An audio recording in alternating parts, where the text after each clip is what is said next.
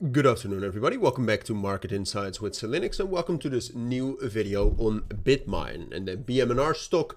We're going to do a full update. We'll talk about some relevant fundamentals, aka news, but we will mostly talk about the price. Although it's always teamwork, right? I mean, the fundamentals and the charts and the technicals go hand in hand, and that is what we'll talk about. We have, with the price action we have seen over the course of last week, which was obviously quite bearish for equities, but also for crypto. It started off relatively bearish for crypto Monday, Tuesday. Bitmine dropped down, and then crypto bounced, or at least Bitcoin held support, and Ethereum did too.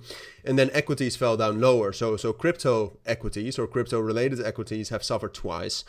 Bitminer basically had a fully red week, whereas Bitcoin Monday bounced relatively nicely. But so far we have found some strong support, and with that bearish pressure, you can also see that we filled an imbalance we had still left technically the 6th of August. So there is some sort of potential, or at least there are some support confluences which make us think that we could form a bottom. But we will talk about that in this video. And we'll start off with the fundamentals. There's not a lot of relevant news that I wanted to specifically talk about. We heard about ARK Invest opening a large position in Bitmine of about $400 million.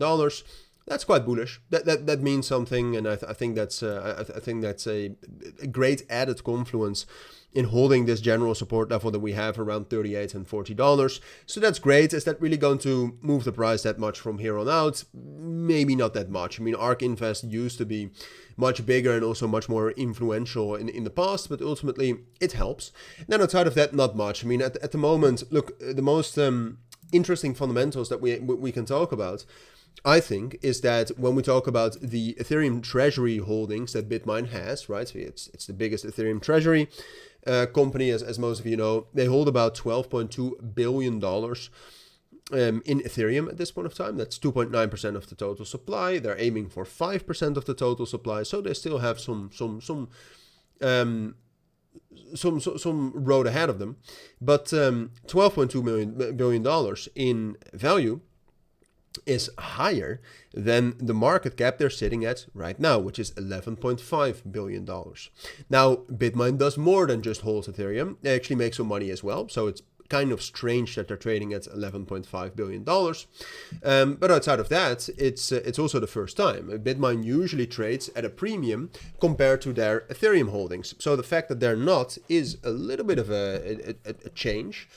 And I think the key reason for that change and why we're seeing this development right now, which I would argue is slightly bearish, is I think the risk that is being perceived with these Ethereum treasury companies. I mean, it's what Bitmine is doing is inherently different from what a company like Strategy, previously known as MicroStrategy, has done.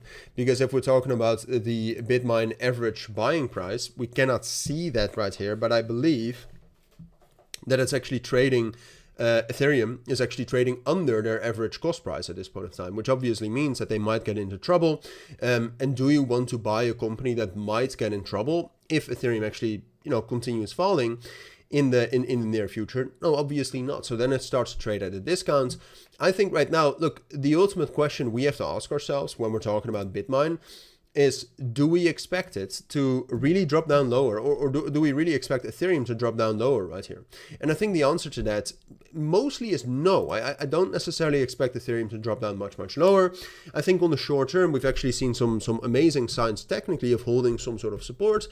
And otherwise, if it falls down lower, I think that there's a strong support just lower under the levels that we hit previously last week, for example. So I personally don't see that much of a risk right now associated with Ethereum. I do understand why Bitmine at this point of time specifically is trading at a bit of a discount. There is more inherent risk with holding Bitmine versus holding Ethereum, in my opinion, especially also given the fact that there can be some equity delusion.